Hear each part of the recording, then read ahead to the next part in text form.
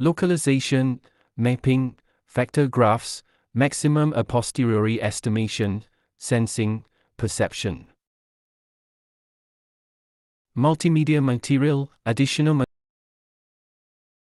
Additional material for this paper, including an extended list of references, bibliotecs, and a table of pointers to online. See Cadena. Introduction. SLAM comprises the simultaneous estimation of the state of a robot equipped with onboard sensors, and the construction of a model, the map, of the environment that the sensors are perceiving. In simple instances, the robot state is described by its pose, position and orientation, although other quantities may be included in the state, such as robot velocity, sensor biases, and calibration parameters. The map, on the other hand, is a representation of aspects of interest, e.g., position of landmarks, obstacles, describing the environment in which the robot operates. The need to use a map of the environment is twofold. First, the map is often required to support other tasks. For instance, a map quand un forme pass planning or provide an intuitive visualization for a human operator. Second, the map allows limiting the error committed in estimating the state of the robot. In the absence of a map, the ad reckoning would quickly drift over time. On the other hand, using a map, a set of distinguishable landmarks, the robot can reset its localization error by revisiting known areas, so-called loop closure.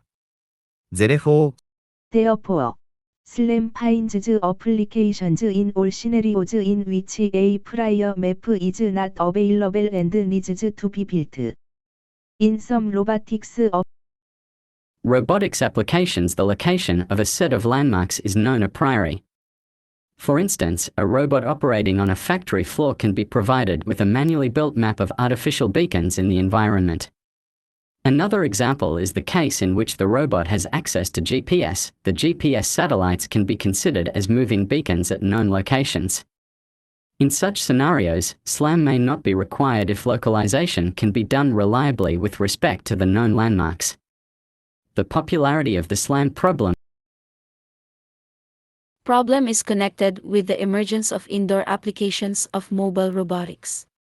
Indoor operation rules out the use of GPS to bound the localization error. Furthermore, SLAM provides an appealing alternative to user-built maps, showing that robot operation is possible in the absence of an ad hoc localization infrastructure.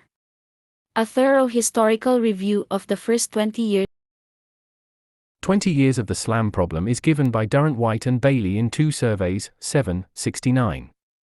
These mainly cover what we call the Classical Age, 1986 to 2004. The Classical Age saw the introduction of the main probabilistic formulations for SLAM, including approaches based on extended Kalman filters, RAO Blackwellized particle filters, and maximum likelihood estimation. Moreover, it delineated the basic challenges connected to efficiency and robust data association.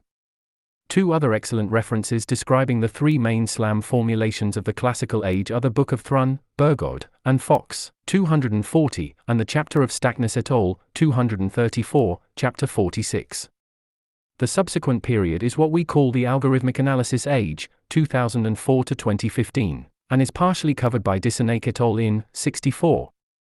The algorithmic analysis period saw the study of fundamental properties of SLAM, including observability, convergence, and consistency. In this period, the key role of sparsity towards efficient SLAM solvers was also understood, and the main open-source SLAM libraries were developed. We review the main SLAM surveys to date in Table I, observing that most recent surveys only cover specific aspects or subfields of SLAM. The popularity of SLAM in the last 30 years is not surprising if one thinks about the manifold aspects that SLAM involves. At the lower level, called the front end in Section 2, SLAM naturally intersects other research fields such as computer vision and signal processing,